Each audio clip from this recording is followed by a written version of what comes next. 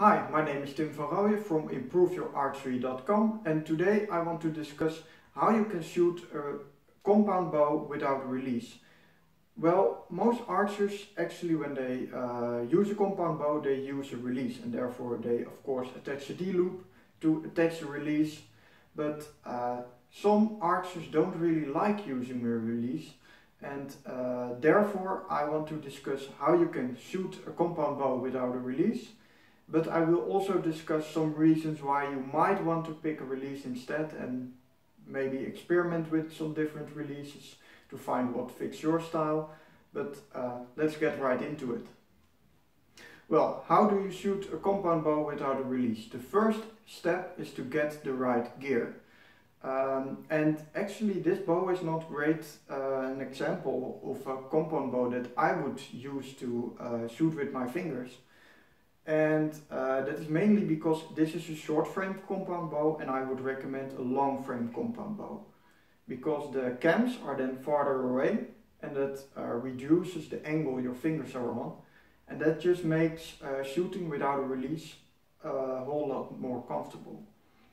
And another thing you will need is a tap of a glove, of course, and what is very important is that you find a really thick glove or something that just makes sure that it's more comfortable, because if you draw with your bare fingers it will hurt a lot.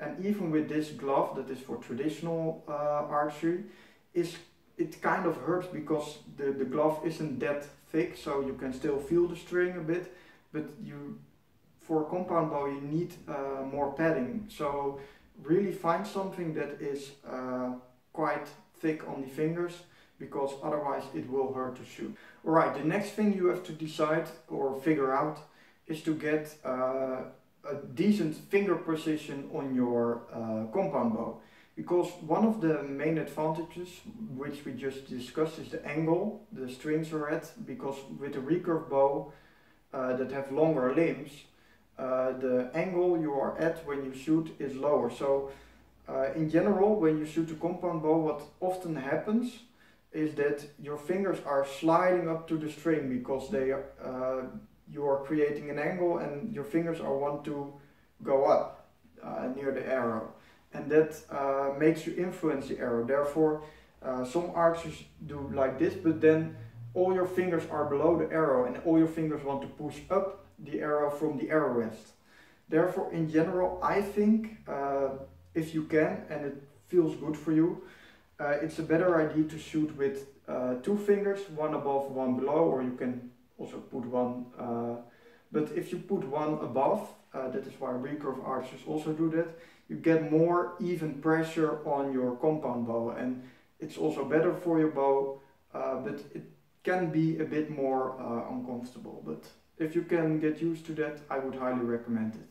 Alright, the next thing you have to do is to find a solid anchor point, and that can be more difficult than it seems, because for traditional archery there are two clear ways you can anchor. You can anchor on your cheek, or you can anchor in the corner of your mouth, and that are really anchor points that you can keep consistent, and there is a lot of guidance on how you can do that and information on YouTube.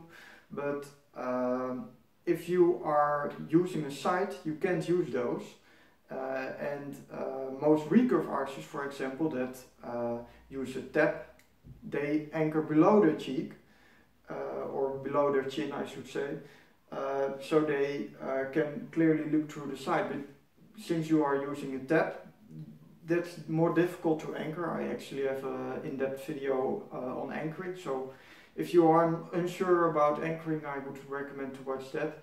So that is something that will take some getting used to, especially if you are using a sight. So in most cases it's just experiment and find what works. And if you really can't find an anchor point, maybe you have to change your finger position.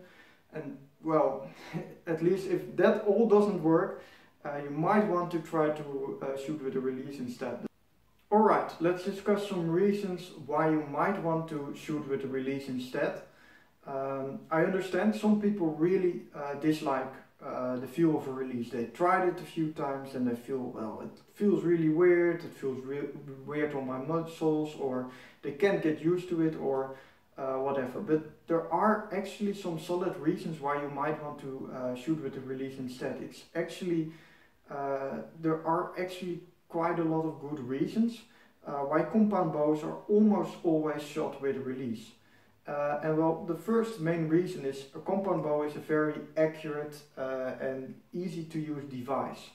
Within archery, it's basically the easiest form of archery, and that's not to say that there is no skill involved, but if you compare to traditional archery and recurve archery, it's just more difficult because you shoot, you have to hold it at full poundage and everything.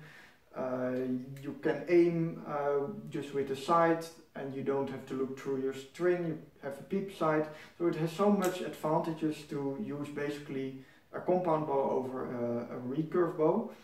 And one thing that makes a compound bow also way more accurate is the release, because you shoot, when you release with your fingers, the string rolls over your fingers. As you can see it on my D-loop, that it twists when and that always happens. That's something you can't remove when you shoot with your fingers, because it always will roll over your fingers, and that decreases your accuracy, because that you can't keep that consistent. That's not human, basically.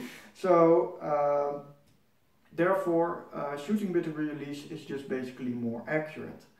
And how compound bows are made, like especially with the short frame compound bows, it's also not really that comfortable, because it's, first of all, it's a heavy draw weight. Well, you can overcome that with a good tap or anything, but the angle, you have to keep it on, and then also look through the sight, if you are using the sight, of course, that it just doesn't work that great. So in general, it's also less comfortable. And the last thing is safety.